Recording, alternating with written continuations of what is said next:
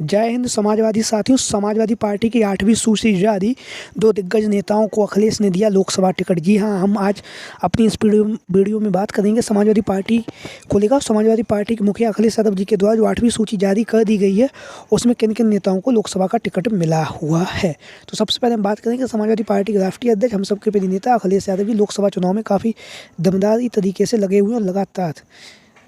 India गठबंधन के तहत और पीडीए की रणनीति के तहत लगातार लोकसभा चुनाव में प्रत्याशियों का ऐलान कर रहे हैं। प्रत्याशियों के ऐलान करने के साथ ही साथ लगातार समाजवादी पार्टी की नीतियों को और विचारों को और समाजवादी पार्टी के दिग्गज नेताओं से मिल भी रहे हैं और लगातार उनसे बातचीत भी कर रहे हैं और लगातार लोकसभा चुनाव में हर एक लोकसभा सीट के प्रत्याशियों से मिलकर लगातार प्रत्याशियों का ऐलान कर रहे हैं। और जहाँ पर भी अगर कार्यकर्ताओं के द्वारा कहीं पर किसी प्रत्याशी को लेकर नाराज़गी जताई जा रही है, तो वहाँ पर सर्वप्रिय यानी कि और सभी नेताओं को प्रिय और जनता के प्रिय नेता को टिकट भी दे रहे हैं। तो समाजवादी पार्टी के राष्ट्रीय अध्यक्ष अखिलेश यादव जी के द्वारा 8 सूची जारी कर दी गई और आज जो 8वीं सूची जारी की गई है, उसमें जो समाजवादी पार्टी के मुखिया अखिलेश यादव जी ने जब समाजवादी पार्टी की 4थी सूची जारी की थी, वहाँ पर उन्होंने बिजनौर की जो लोकसभा सीट है, वहाँ से एसवी सिंह को समाजवादी पार्टी का प्रत्याशी घोषित किया था। समाजवादी पार्टी का प्रत्याशी घोषित करने के साथ ही साथ एसवी सिंह, जिसे आप लोग जानते हैं समाजवादी पार्टी के दिग्गज नेता रहे हैं, नेताजी सदैव मुलायम सिंह यादव जी के समय से ये राजनीति में काफ़ी ज़्यादा सक्रिय और लगातार ये जनसंपर्क भी कर रहे थे और जनता के बीच में पहुंच भी रहे थे एसवी सिंह आर्यश जी। उसके बाद लगातार अखिलेश यादव जी ने पीडीए की रणनीति के तहत अखिलेश यादव जी भी काम कर रहे हैं। पार्टी के जो भी नेता, जो भी प्रत्याशी हैं, पीडीए की रणनीति के तहत लगातार लोकसभा चुनाव की तैयारियों में जुटे हुए हैं। इन तैयारियों के बीच में एसवी सिंह जी भी लोकसभा चुनाव की तैयारियों में जुटे हुए थे और लगातार क्षेत्र भ्रमण कर रहे थे, जनसंपर्क के माध्यम से जनता के बीच में पहुंच भी रहे थे। हालांकि उनको लेकर पार्टी में कुछ नेताओं के द्वारा विरोध किया गया और उसके बाद अखिलेश यादव जी ने, और हमने भी अपनी वीडियो में बताया था कि अखिलेश यादव जी आगामी जो समाजवादी पार्टी की जो सूचियां जारी करेंगे, वहाँ पर बिजनौर की जो लोकसभा सीट है, वहाँ से प्रत्याशी को बदल भी सकते हैं। तो वही हुआ, अखिलेश यादव जी ने पार्टी के नेताओं से और कार्यकर्ताओं से मुलाकात की। मुलाकात करने के बाद जिस तरह का कार्यकर्ताओं नेताओं ने जो जिस प्रत्याशी को बताया, उसी प्रत्याशी को अखिलेश यादव जी के द्वारा लोकसभा का टिकट बिजनौर से दिया गया है। यानी कि बिजनौर की जो लोकसभा सीट है, वहाँ से एसवी सिंह का टिकट काट कर श्री दीपक सैनी जी, जो आप अपनी तस्वीरों में देख रहे हैं, दीपक सैनी जी को लोकसभा का प्रत्याशी बनाया गया है। दीपक सैनी जी युवा नेता हैं, तेज तर्रार नेता हैं, राम अवतार सैनी जी के पुत्र हैं और लगातार समाजवादी पार्टी की नीतियों को और उनके विचारों को लगातार जनसंपर्क के माध्यम से जनता के बीच में पहुंचा भी रहे हैं। तो दीपक सैनी जी को बिजनौर की लोकसभा सीट से समाजवादी पार्टी का प्रत्याशी घोषित किया गया है। अंत में हम आपको सूची भी दिखाएंगे जो सपा मुखिया अखिलेश यादव जी के निर्देश पर समाजवादी पार्टी के द्वारा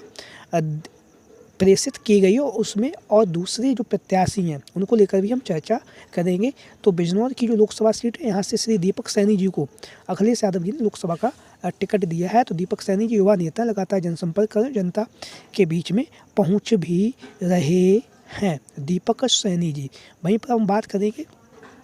समाजवादी पार्टी की जो दूसरा जो प्रत्याशी है, वो मुरादाबाद की लोकसभा सीट से, मुरादाबाद की लोकसभा सीट जहाँ से वर्तमान समय में FT हसन जी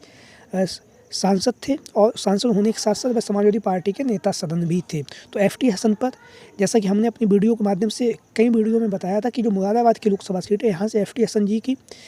मांग जाना थी, क्योंकि FT हसन जी वर्तमान समय में समाजवादी पार्टी के सांसद थे और सांसद होने के साथ ही साथ वह सदन में भी नेता सदन भी थे समाजवादी पार्टी की तरफ से। तो उनके नाम की चर्चा काफ़ी ज़्यादा तेज़ी से थी और बहुत ही बार हमने अपनी वीडियो के माध्यम से भी बताया था कि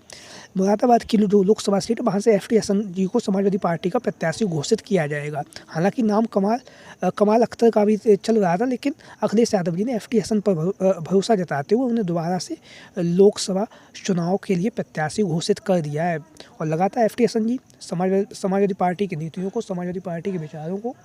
और नेताजी के विचारों को, और जिस तरह से अखिलेश यादव जी की जो पीडीए की रणनीति है उसको लेकर लगातार जनसंपर्क कर रहे हैं, जनता के बीच में पहुंच भी रहे हैं। तो मुरादाबाद की जो लोकसभा सीट है, यहाँ पर जब दैनिक भास्कर ने जब सर्वे किया था, वहाँ पर भी जो लोकसभा प्रत्याशी के रूप में जब पूछा गया था उसमें सबसे ज़्यादा लोगों ने समाजवादी पार्टी की लोकसभा प्रत्याशी के रूप में FT हसन जी को ही पसंद किया था। तो FT जी पर भरोसा जताते हुए अखिलेश यादव जी ने मुरादाबाद की जो लोकसभा सीट है वहाँ से FT को समाजवादी पार्टी का प्रत्याशी घोषित किया है। लगातार समय कम है क्योंकि लोकसभा चुनाव 19 अप्रैल से शुरू हो रहे हैं, तो उसको लेकर अखिलेश यादव जी ने 2 प्रत्याशियों का ऐलान कर दिया, जिसमें से अखिलेश यादव जी ने एक प्रत्याशी का टिकट काट के दूसरे नए प्रत्याशी को वहाँ पर टिकट भी दिया है। तो वो सूची हम आपको दिखा रहे हैं, जैसा कि आप लोग देख रहे हैं। होगा PDA के नाम अब की एकजुट मतदान, लोकसभा चुनाव 2024, सपा प्रत्याशी बिजनौर से श्री दीपक सैनी संशोधित हैं ये, और मुरादाबाद से श्री FT जी, यानी कि ये 2 प्रत्याशियों की अखिलेश यादव जी ने सूची जारी कर दी है। तो अब टोटल मिलाकर अखिलेश यादव जी के द्वारा 8 सूचियाँ लोकसभा प्रत्याशियों के लिए जारी कर दी गई हैं, और इन 8 सूचियों में अखिलेश यादव जी ने 50 लोकसभा प्रत्याशियों का भी ऐलान कर दिया है। और इन 50 लोकसभा प्रत्याशियों में से अखिलेश यादव जी के द्वारा 4 लोकसभा प्रत्याशियों के टिकट भी काटे जा चुके हैं, और 4 नए चेहरों को अखिलेश यादव जी ने लोकसभा चुनाव की जिम्मेदारी दी है। अब बात करें कि नगीना की लोकसभा सीट को लेकर और जो मेरठ की लोकसभा सीट है उसको लेकर भी चर्चाएं चल रही हैं। आगामी समय में देखना होगा कि क्या अखिलेश यादव जी जो नगीना की लोकसभा सीट है और जो मेरठ की लोकसभा सीट है वहाँ पर क्या प्रत्याशियों में कोई बदलाव करते हैं, या फिर जो प्रत्याशी अखिलेश यादव जी के द्वारा घोषित किए गए हैं उन्हीं के साथ चुनावी मैदान में अखिलेश यादव जी उतरेंगे। यह देखने की बात है। आप लोगों की इन दोनों प्रत्याशियों को लेकर क्या राय है, कमेंट बॉक्स में जरूर बताएं। जो भी साथी चैनल पर नए आए चैनल को सब्सक्राइब करें, वीडियो को लाइक करें। जय